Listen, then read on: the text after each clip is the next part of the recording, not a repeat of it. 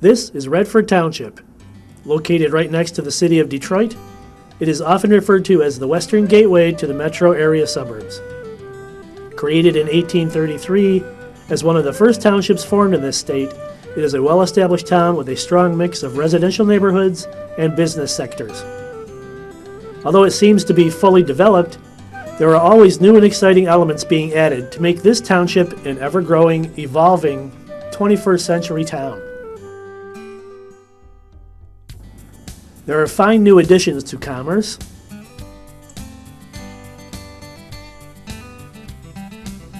community,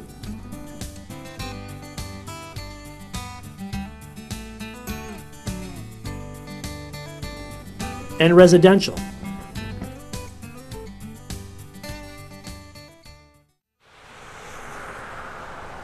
I'm Scott Holm.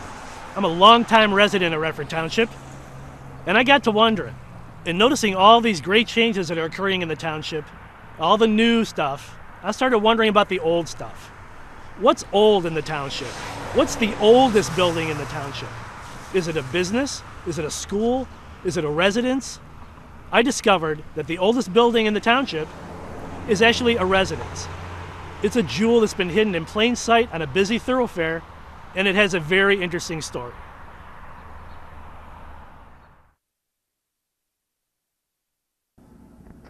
This is the Luther Waite House. He built it in 1824, which makes it one of the oldest residences in the Metro Detroit area. Luther was one of the first settlers of what was then called Buckland. In establishing the land he had purchased, one of his first orders of business was to build a house for his new wife, Laura Pierce. He built, by hand, this wood slat house in the popular architectural style of the time, Greek Revival.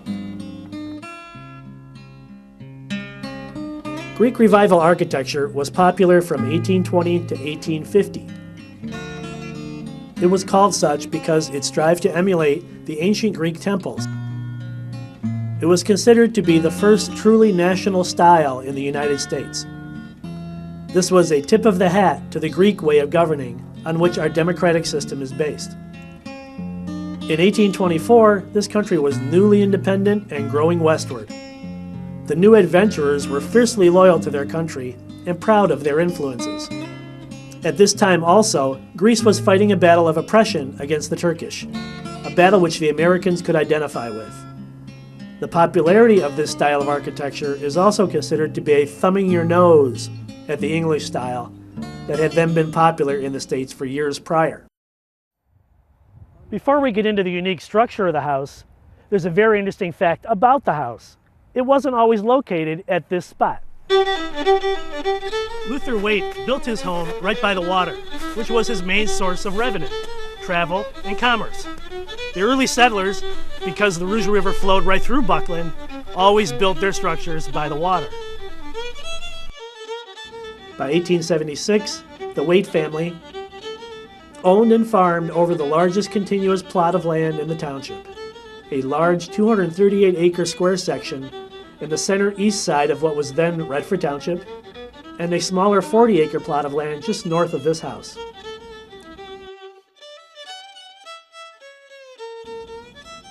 In 1926, the largest land developer in the area began to buy up all the available land west of Telegraph Road, south of Finkel Avenue, which is now 5 Mile.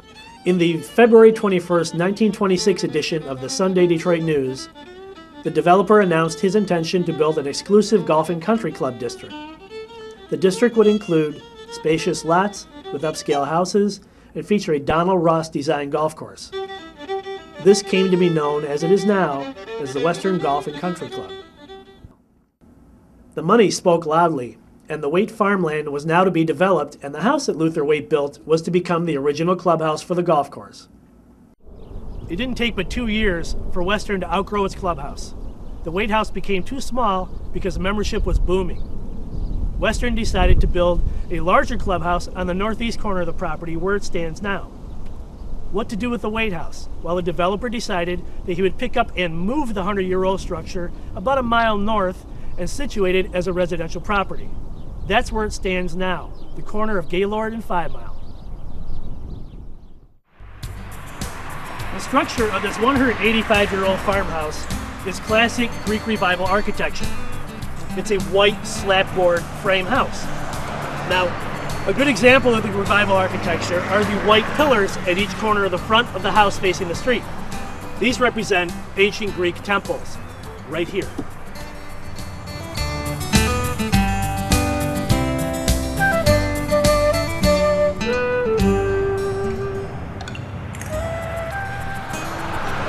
Another element of Greek Revival architecture are the 6-pane windows.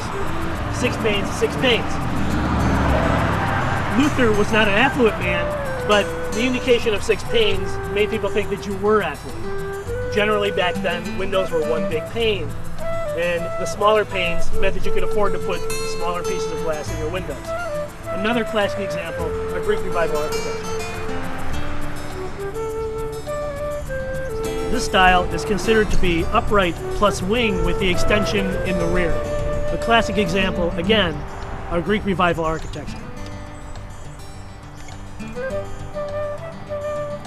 The stove at the rear of the house is hidden from the front of the house, which is another common trait. This house is decidedly small, but functional, which reflects the original intent of why Luther built it. Luther and Laura Waite lived in this house until Luther passed away at age 34 in the year 1841. He missed the birth of his son by 5 days. Luther P. Waite continued his father's work until he too passed away in 1890.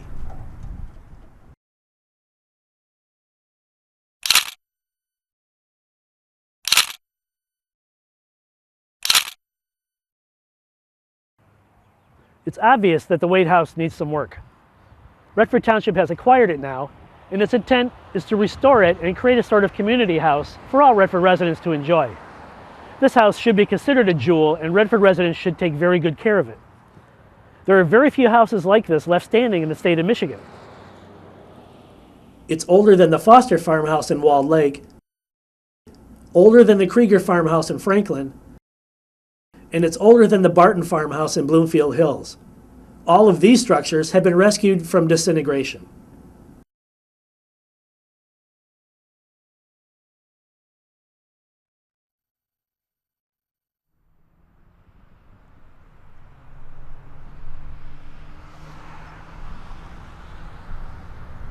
The Luther Waite House is an important part of our past.